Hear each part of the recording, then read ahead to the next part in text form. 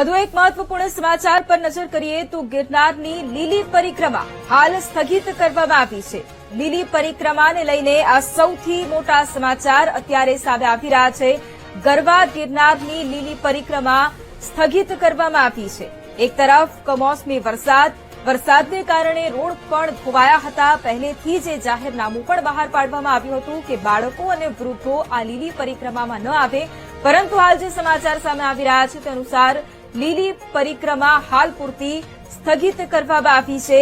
ગરવા ગિરનારની લીલી પરિક્રમા કે જ્યાં દર વર્ષે લાખોની સંખ્યામાં લોકો આવતા હોય છે, બાળકો વૃદ્ધોથી લઈને તમામ લોકો મોટી સંખ્યામાં આવતા હોય છે, પરંતુ આ સૌથી મોટું અપડેટ અત્યારે સામે આવી રહ્યું છે કે આ વખતે લીલી પરિક્રમા સ્થગિત કરવામાં આવી છે।